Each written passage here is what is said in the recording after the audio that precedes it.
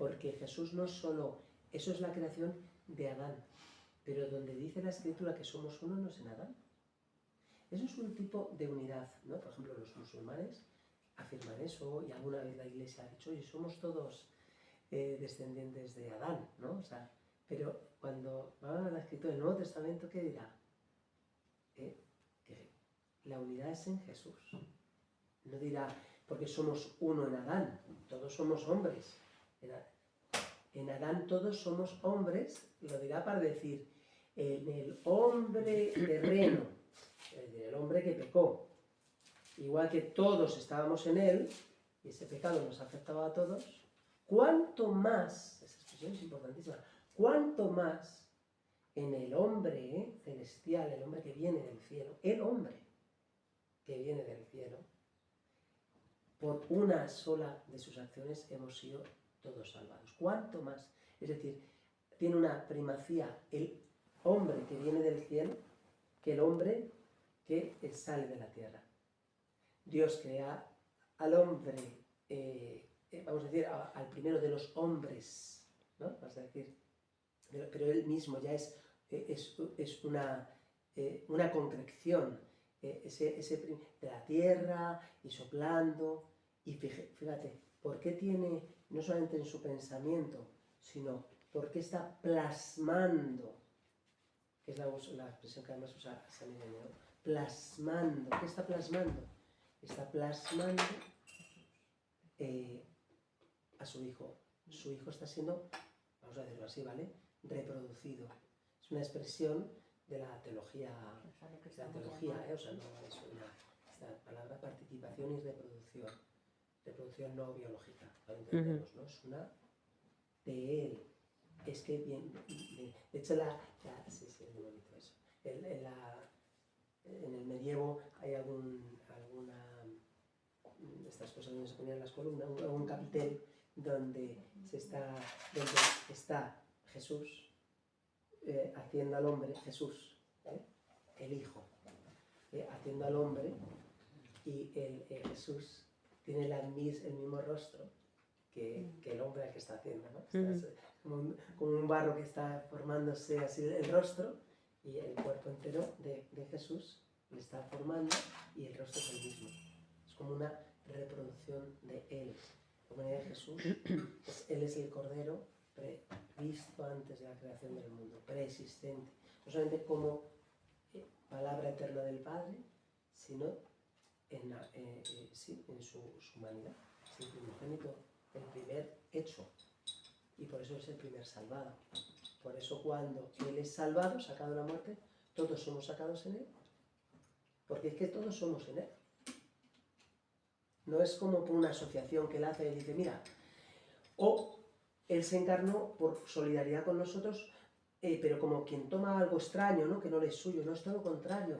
Esa solidaridad no es como el que toma algo extraño, sino como toma lo propio. Esa expresión también lo dice varias veces. Y en este sentido, cuando hablas de los hijos de la tierra, ¿no? Vale. Pero todos, me refiero a toda la humanidad, somos hijos adoptivos de Jesús. Somos hijos de Dios. Todos, cada hombre, esa es la palabra, porque no hay colectividad. Dios no piensa en términos colectivos, sino en los hombres en plural, quiere decir cada hombre, ¿vale? Eso es bonito eso. Cada hombre de la humanidad entera es una participación de Jesús. Y por lo tanto, evidentemente, si es participación del Hijo, pues es Hijo amado. Pero somos hijos del Padre, no de Jesús. No, sí. No, es que lo he escuchado incluso a sacerdotes, digo, pero me estoy liando con lo que dice. Sí, es una expresión válida, porque Jesús usa a veces la expresión hijitos. A veces usa la expresión hijitos. Y les entiende, porque experimentas a Jesús como, bueno, decimos, Señor mío Jesucristo, Dios hombre verdadero, Creador, Padre y Redentor mío. Bueno, es una expresión que es válida, porque Jesús usa hijitos, ¿no? Pero efectivamente, somos hijos en el Hijo, somos hijos, porque somos participación de Él.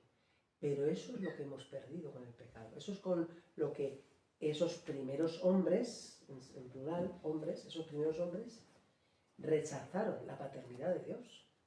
Y al rechazar esa paternidad, ellos y sus descendientes biológicos, que somos nosotros, hemos dejado de tener, vamos a decir, la dignidad, vamos a decir, el ser, como jurídico, por así decirlo, de hijos. Que para Dios lo somos, claro, sí, es que somos hijos en el Hijo, que somos parte del Hijo. Él no puede vernos sin ver a su Hijo, o sea, pero si es que somos uno en Él, pero ya nosotros hemos sido desgajados de eso. Entonces, eso es lo que hace la fe y el bautismo, que ese desgajamiento se reinserta, y por eso se habla de adopción. La adopción es por el bautismo y la fe. En ese sentido es un debate clásico, no solamente de ahora, pero es clásico de todos somos hijos de Dios. Bueno, todos en el corazón de Dios somos hijos, nos mira como hijos. Pero de hecho, hijos de Dios actualmente somos los que por la fe en Cristo y el bautismo hemos sido reinjertados en esa relación, hemos sido adoptados. La adopción es por el bautismo. La adopción es por el bautismo y la fe. Otra cosa es que como Dios nos ve a todos como hijos, es Padre, y en Cristo todos somos hijos, porque somos partes del Hijo, pues por supuesto podemos decir todos somos hijos de Dios. Pero se puede decir, todos somos mirados como hijos, pero de hecho vivimos como hijos los que seguimos al Hijo. Eso es importante. Y es así. Eso es la enseñanza de la Iglesia, que también el contexto siempre hay que hacerlo dentro de la enseñanza de la Iglesia, ¿no? Que forma parte de comprender las Escrituras. Y otra cosa que antes has dicho también, algo así como que cuando Jesús llora por Lázaro está llorando por la muerte de todos los hombres, como muerte, no, o sea, me imagino que también de cuando nos morimos, pero sobre todo de como que el hombre murió, como la ruptura con él, ¿es eso? Porque luego, es que me he obsesionado, pero nunca lo había pensado, no es que esté recogiendo un párrafo que yo había leído muchas veces, es como que de repente me sorprende, porque dice, lo de ofreció el clamor, dice, con oraciones y súplicas al que podía salvarle de la muerte, y fue escuchado. Y dices, ¿pero qué dices fue escuchado si se murió? Ahí está. Pero sí que fue escuchado, porque al morir justo, porque dice, de hecho, dice, y fue escuchado por su piedad filial, y aun siendo hijo aprendió por los padecimientos la obediencia. O sea, fue escuchado. ¿Dónde estás leyendo? Hebreos. En Hebreos. Ah, en Hebreos. Dice, con el clamor y lágrimas, clamó al que podía salvarle de la muerte y fue escuchado por su piedad filial. Esa palabra, piedad filial, está relacionada con dice Jesús, aprended de mí que soy manso, con la misma palabra, manso, está relacionada con esa expresión, piedad filial, porque es una actitud de sumisión al Padre, ¿vale? Que es precisamente lo que vemos en el huerto de los olivos, Padre, hágase, ¿no? Lo que tú quieres, no lo que yo quiero. Y fue salvado, tú lo has dicho, fíjate. No es una cosa simplemente que se reduce al huerto de los olivos, porque entonces dirías, y entonces en ese momento le dijo el Padre, es verdad, pues ya mira, mando mis 12 legiones de ángeles, sino que fue salvado el hombre entero, que es Jesús, con todos nosotros, fue sacado de la muerte. Y precisamente lo que nos saca de la muerte es la piedad filial, es decir, la sumisión, la confianza en el Padre, que fue precisamente lo contrario fue lo que nos metió en la muerte. Es un texto muy importante porque cuando se discute qué consistió el pecado de los orígenes, tal, dices, o sea, al final, en lo que consiste es una desconfianza, una rebelión, no te acojo como padre, como lo de la parábola del hijo pródigo, no, tú tú no quieres mi felicidad, por eso es lo que está en el núcleo de todo, ¿no? Dudamos de que Dios quiera nuestra felicidad, porque es que es el núcleo del pecado original. El pecado de los orígenes no es una cosa que pasó solo entonces, es un pecado que es el pecado que está en el origen de todos nuestros pecados, de nuestra situación de separación con el Señor, que es una duda acerca de si Él quiere mi felicidad, de si Él quiere mi bien. Y cuando esa duda se ha acogido, produce muerte. Muerte.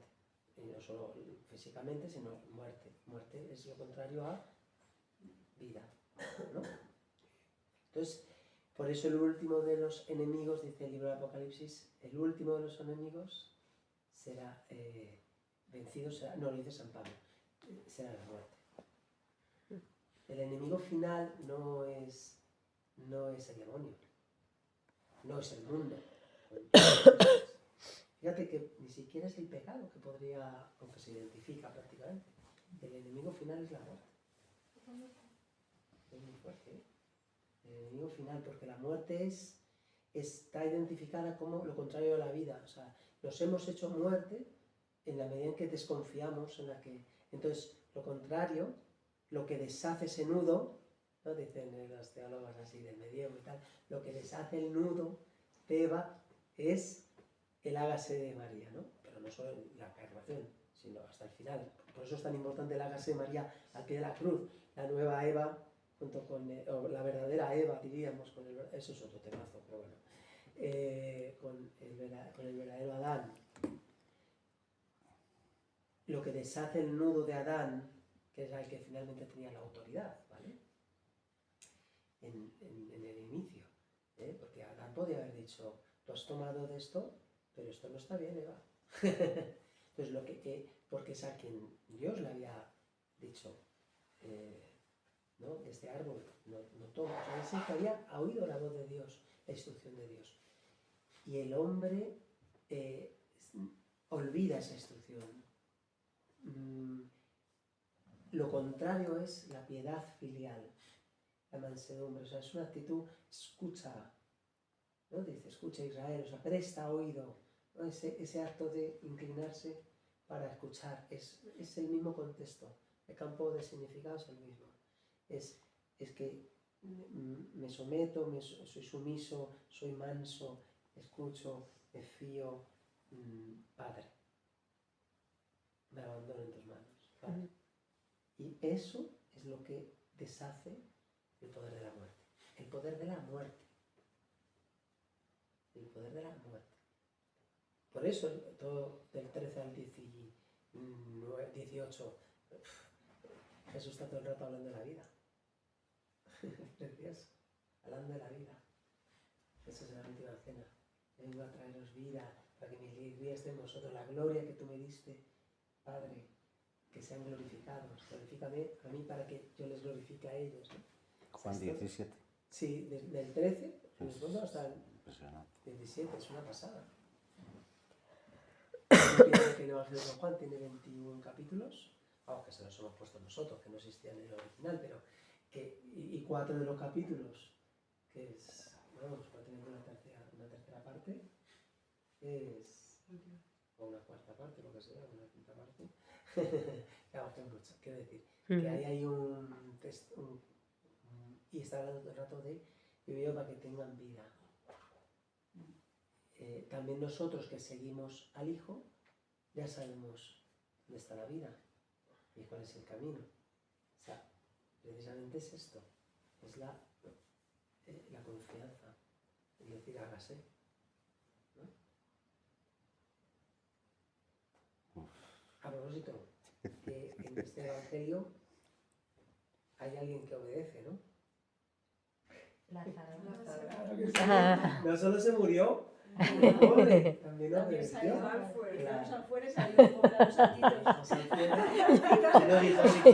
Desaltadle. Si ya llevo aquí 3 días, si yo estoy muerto.